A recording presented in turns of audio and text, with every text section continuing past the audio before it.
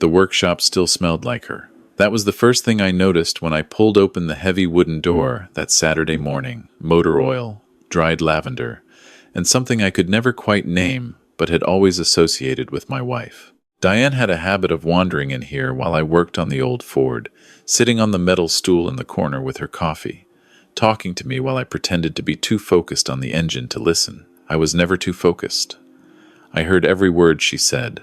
I just liked making her talk more. She had been gone for 22 months. 22 months since the paramedics came.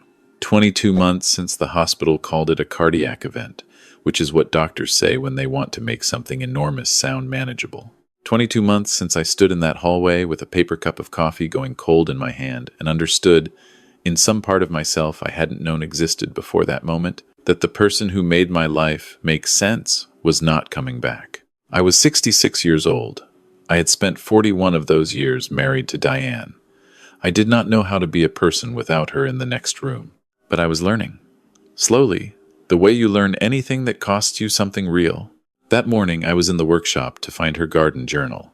My daughter-in-law had mentioned at dinner the week before that she wanted to see what perennials Diane had planted along the south fence.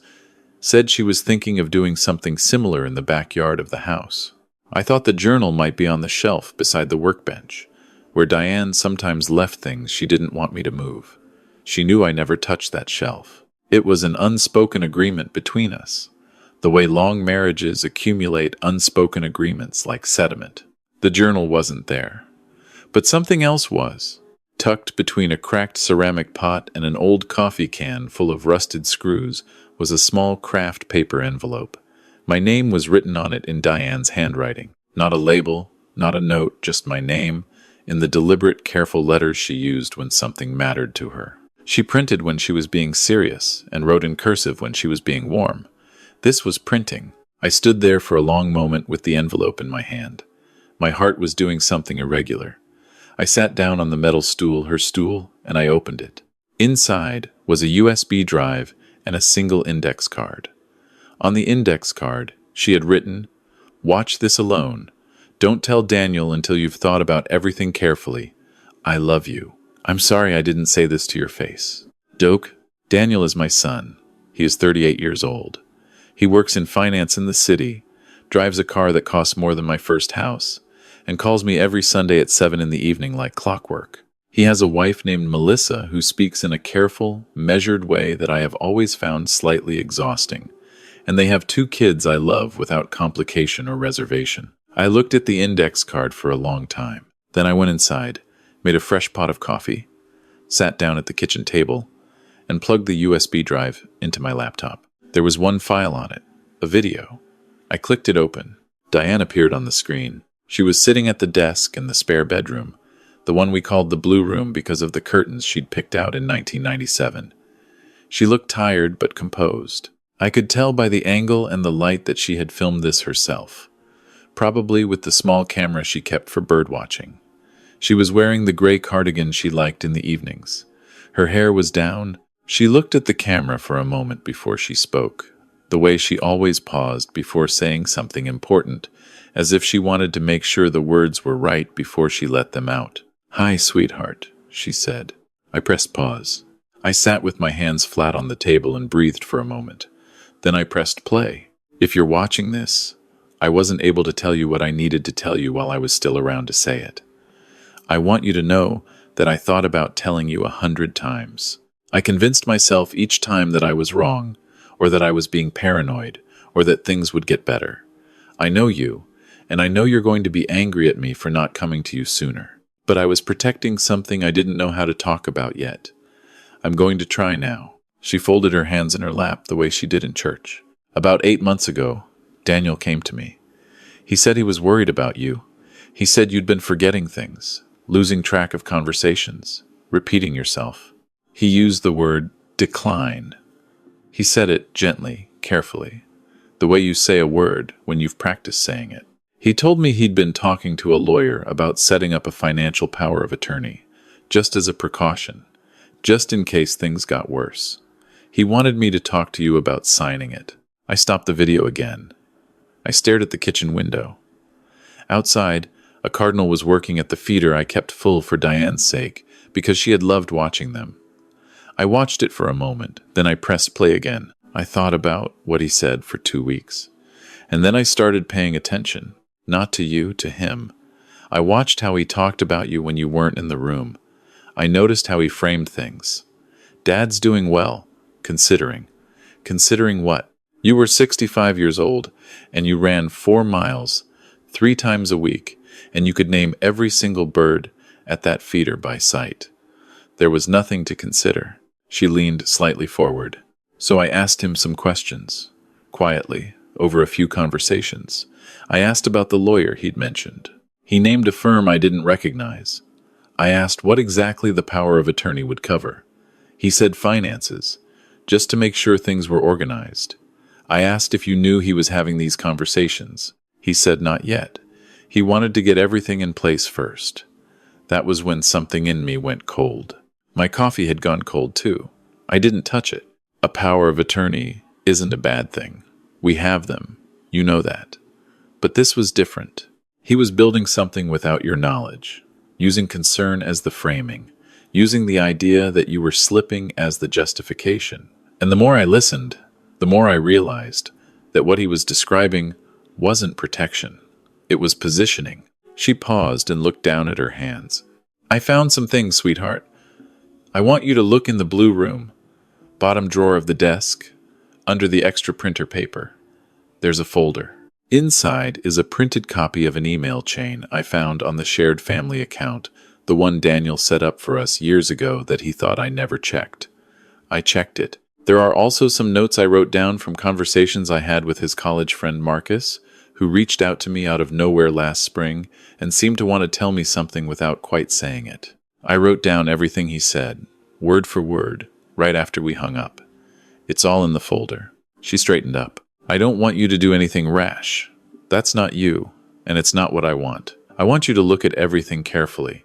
Talk to someone you trust who isn't connected to this, and then make your own decision. You are one of the sharpest people I have ever known in my life. Anyone who tells you otherwise is either mistaken or lying. I need you to know that. Her voice changed slightly, softer. I also need you to know that I don't think Daniel is a monster. I think he convinced himself that what he was doing was reasonable, maybe even necessary. And I think Melissa had more to do with the shape of this plan than he would ever admit. But that doesn't change what it is. It's a plan, and you deserve to see it clearly. She looked directly into the camera. I love you. I have loved you since I was 24 years old, and you showed up at my sister's Thanksgiving dinner with a bottle of wine and absolutely no idea what you were doing. I still think about that night. Take care of yourself. Eat real food. Don't let them convince you that you're less than what you are. The video ended. I sat at the kitchen table for a long time. The cardinal had left the feeder.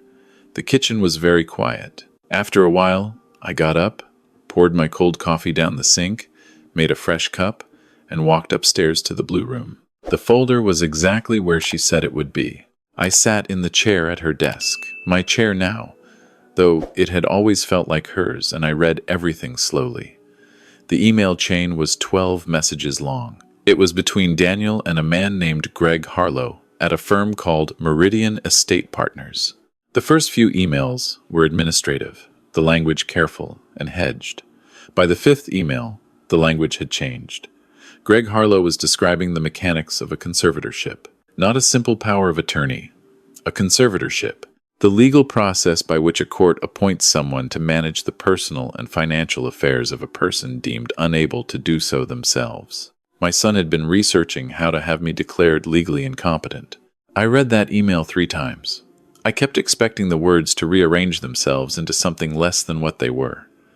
They didn't. The notes from Diane's conversation with Marcus were handwritten in her small, careful script, 3 pages of them. Marcus had apparently been troubled by something Daniel said at a reunion the previous spring. A comment about my retirement accounts, about the house, about what things would look like when the time came. He hadn't wanted to make accusations. He'd called Diane because he didn't know what else to do. Diane had thanked him, asked a few careful questions, and then sat down and written down everything he'd told her, word for word, right after they hung up. She had known for almost 8 months. She had carried this alone because she didn't want to tell me something she wasn't certain of, and because she was still trying to understand it herself, and because she knew me well enough to know that if I found out before she had a plan, I would react before I was ready. She was protecting me from my own reaction while she gathered everything I would need. Even from that desk, even in those last months of her life, she was thinking 3 steps ahead for my sake. I closed the folder. I went downstairs. I sat in the living room where we used to watch the evening news together, her feet tucked under a blanket on the couch, and I let myself feel whatever I needed to feel. I gave myself the rest of that afternoon. I cried, which I am not ashamed of. I was angry in the deep, cold way that doesn't burn hot, and past the kind of anger that settles somewhere low and stays. And underneath both of those things was something else, something I hadn't expected. Grief. New grief. Different from the grief I'd been carrying. I was grieving for the version of my son I thought I knew. I didn't call Daniel that night. I didn't call anyone. I went to bed at 9 o'clock, which is something I never do, and I lay in the dark for a while, and then I slept better than I had in months. In the morning, I called my old friend Ray. Ray and I go back 43 years. We met during my 2nd year working at the utility company, when he was the kind of engineer who showed up to meetings with a thermos of coffee and a full-color diagram of whatever problem everyone else was still arguing about the shape of. He retired 5 years before me.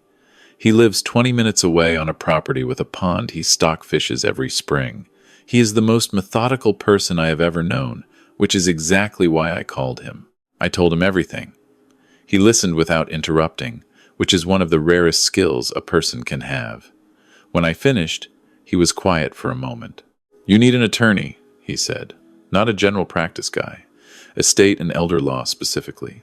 And you need to do it before Daniel has any idea you've found anything." "I know," I said.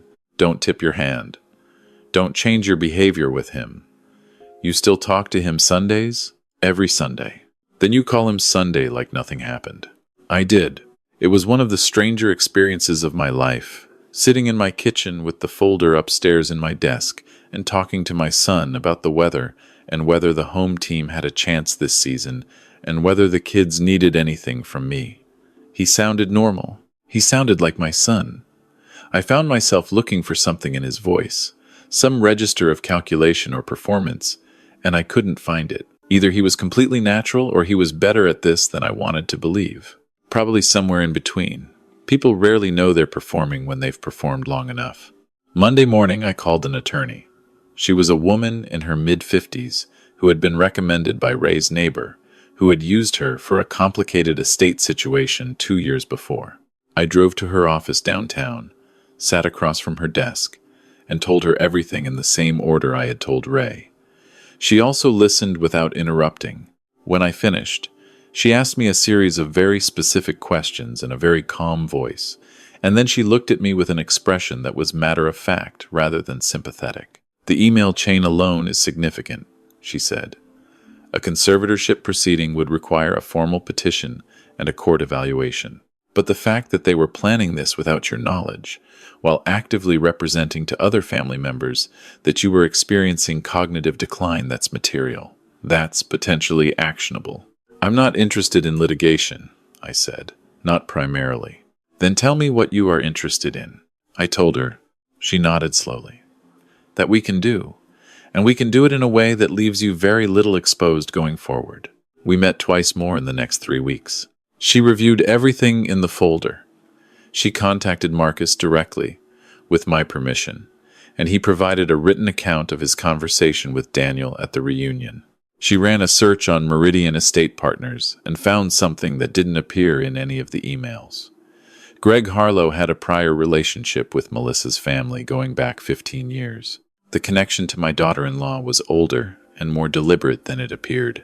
I want to be clear about something. During those 3 weeks, I went about my life exactly as I had before. I ran my 4 miles on Monday, Wednesday, and Friday. I kept the bird feeder full. I went to Ray's property one Saturday afternoon, and we caught nothing, and sat in lawn chairs by the pond and drank iced tea and talked about nothing important, which is its own kind of necessary. I cooked real food, as Diane had asked me to. I let myself think about her every day the way I always had, which was constantly and with a kind of gratitude that grief hadn't diminished so much as complicated. And every Sunday at 7 I called Daniel. The third Sunday, he brought it up himself. Not directly, he never did anything directly. He mentioned, casually, at the end of the call, that he'd been thinking about some of my accounts, that the market had been unpredictable, that maybe it would be worth sitting down together to review things. He said he'd been doing some reading. He said he just wanted to make sure things were structured well for the future. I appreciate that, I said. Let me think about it. Sure, no pressure, he said. Just whenever you're ready. We hung up. I sat with the phone in my hand for a moment. He had no idea that I had a folder upstairs, an attorney downtown, and 3 weeks of careful preparation behind me. He thought he was still 3 moves ahead. He wasn't. My attorney filed the revised estate documents the following Tuesday. The changes were significant and comprehensive. The power of attorney, the legitimate, properly established one that Diane and I had created years ago, which named her as my primary agent and a family friend, as the secondary was now updated. The secondary agent was now Ray, who had agreed without hesitation. Daniel was not named anywhere in the new documents. The will, which had previously divided our estate in a fairly conventional way, was restructured. A conservation trust was established for the property, which I had discussed with Diane years before, and which she had always supported. It would ensure the land couldn't be sold or developed. A scholarship fund was endowed at the community college, where Diane had taken watercolor classes for a decade. The rest would go to a handful of organizations we had supported over the years, with specific bequests for our grandchildren, held in trust until they turned 25. Daniel and Melissa would receive something. I had thought about this carefully and decided that nothing was not the answer. Not because they deserved generosity, but because I was not interested in pure punishment. Punishment belongs to courts. What I was doing was not punishment. It was simply clarity. They would receive an amount that was honest about exactly how far they had fallen from what I had expected of them. I told my attorney I wanted to be the one to tell Daniel. She advised against it initially. I explained my reasons. She listened, asked a few questions, and said she understood. We agreed on parameters. I called Daniel on a Wednesday evening. I asked him to come to the house that weekend, just him, without Melissa. He sounded surprised, but agreed. He arrived Saturday afternoon in the expensive car, wearing the kind of casual clothes that cost more than they look like they should. He gave me a hug at the door, went to the kitchen, poured himself a glass of water from the tap the way he had since he was a teenager. I let him do all of that. I watched him move around the kitchen that had been his kitchen growing up, and I felt the weight of the thing I was about to do, and I let myself feel it fully. We sat at the kitchen table. I put the folder on the table between us. He looked at it. Then he looked at me. I didn't say anything for a moment. I've learned, over 66 years, that silence does a certain kind of work that words can't. Your mother left me something in the workshop, I said finally.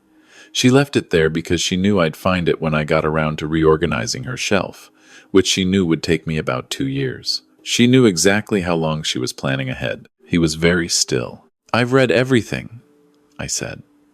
I've spoken with an attorney. I've spoken with Marcus. I know about Meridian Estate Partners, and I know about Greg Harlow, and I know about the relationship between Harlow and your wife's family. I know what a conservatorship petition requires, and I know what you were building toward. The color had left his face. Dad, he started. I'm not finished, I said. He stopped. I want to tell you what I'm not going to do. I'm not going to a court. I'm not calling the family together to make this into an event. I'm not telling your children what their father was planning, because they are 8 and 11 years old, and they don't deserve to carry that. I am telling you, now, directly, so that you understand clearly what I found, and what I know, and what I have decided. I slid the folder across the table to him. He didn't open it. The estate documents have already been revised and filed, I said. My affairs are organized in a way that reflects my wishes, which I am fully capable of forming and expressing, because I am a 66-year-old man in good health, who runs 12 miles a week and can tell you the name and migratory pattern of every bird that visits that feeder out. Back. The power of attorney now names Ray. The house and property are in a conservation trust. The rest is divided in ways your mother and I had talked about over years of conversations you weren't part of because they were ours. He was looking at the table. His jaw was tight. I want to ask you something, I said. Not to make you feel worse. I want to understand. He looked up. When did you start thinking of me as a problem to be managed? The silence lasted a long time. I watched him struggle with something, some version of a defense, some explanation that might reframe the emails and the lawyer, and the careful construction of a case that his father was losing his mind. I watched him almost say several things, and then I watched something else happen, something I hadn't expected, which was that he put his face in his hands. What came out of him then was not an explanation and not an excuse. It was, as far as I could tell, something closer to honest. He talked for a long time. He talked about the fear of watching me rattle around this big house alone. He talked about Melissa and the conversations they'd had, and how what had started as worry had gradually taken on a shape he hadn't fully noticed until it was already built. He talked about money in a way that was painful for both of us. The way people talk about money when they've finally been forced to admit it's been in the room the whole time. He was not entirely wrong about his fear. He was entirely wrong about what he'd done with it. When he finished, I sat quietly for a moment. I believe that fear was real, I said. I don't believe the solution you chose was built from that fear alone, but I believe the fear was real. That matters to me. He nodded. He was crying, which I had not seen him do since he was a young man. Your mother believed you weren't a bad person, I said. She was careful to say that in her video. She said she thought you'd convinced yourself this was reasonable. She was more generous than I might have been, but she was usually right about people, so I'm going to trust her judgment on this even now. I stood up and went to the counter and got him a glass of water, the same way he'd gotten one for himself when he walked in. I set it in front of him. Here is what happens next, I said, sitting back down. Nothing happens next, as far as the rest of the world is concerned. You go home. You think about what your mother's last year was like for her, knowing what she knew and choosing to protect me anyway. You think about what you want the next 20 years with your father to look like. And if you decide you want those years to look like something real and not like management, then we can start again from here.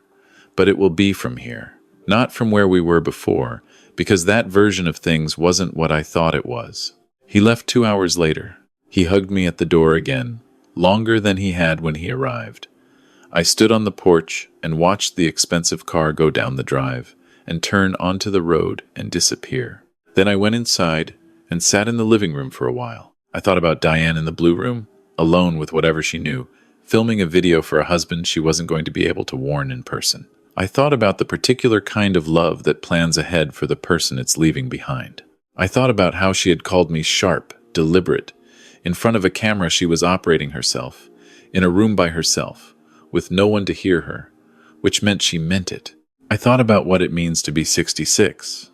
I grew up in a time when 66 was considered old, or close enough that the difference didn't matter. I remember my grandfather at 66 and the way everyone spoke around him, carefully, the way you speak around someone fragile. He wasn't fragile. He was 66. He had another 16 years, and he spent them growing tomatoes and arguing about baseball and winning every card game he ever sat down for. I am not fragile.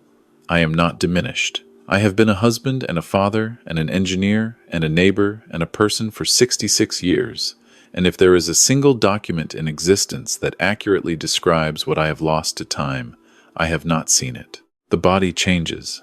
The mind, if you've used it, sharpens in some ways, even as it slows in others. What I know now that I didn't know at 40 is worth considerably more than what I've forgotten. My son mistook quietness for absence. He mistook patience for slowing. He looked at a man who had learned to be still and decided something must be wrong with the engine. Nothing was wrong with the engine. I called Ray that evening and told him how it had gone. He listened the way he always did and then said, "Diane would be pleased," which was the exact right thing to say, and which was why I'd called him. I went to bed at a reasonable hour. I slept well. In the weeks that followed, I settled into something that felt, for the first time since I'd lost her, like forward motion. Not away from Diane. I was not interested in moving away from her, and I didn't think I ever would be, but forward in the sense that I was inhabiting my own life again rather than waiting in the space she'd left. I reorganized her shelf in the workshop properly, saving everything that should be saved and letting go of what didn't need keeping.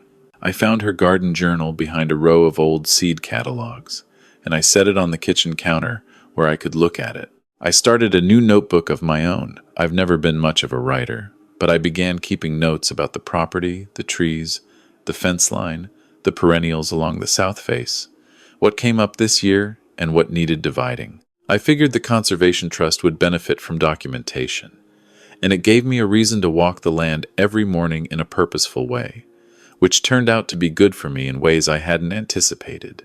Daniel called the following Sunday at 7, as always.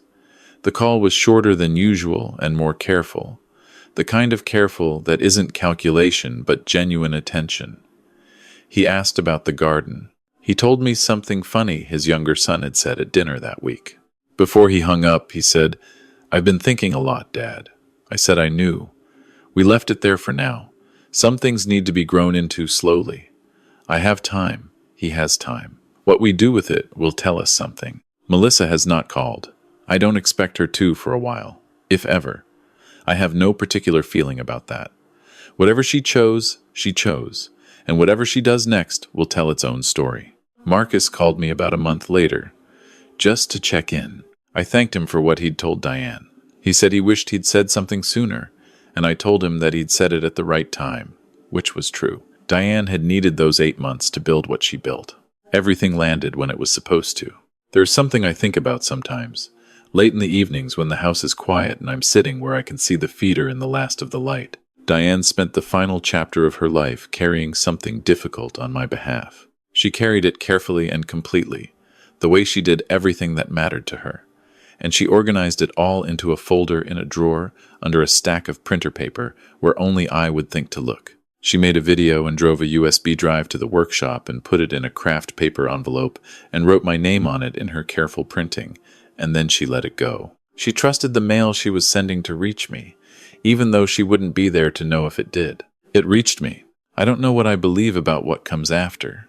I wasn't raised to be certain about it. But I know that on a morning in late October, while I was walking the south fence line and making notes about the roses that had somehow survived the first frost, I heard something in the wind through the old maples at the edge of the property. I can't tell you what it was. I can tell you I stopped walking and stood still and felt, for the length of a few seconds, that I was not entirely alone on that property. Then the wind settled, the way wind does. I made a note about the roses. They were doing better than I'd expected. A few of them were still holding color, which seemed, all things considered, like exactly the right thing to be doing. I kept walking,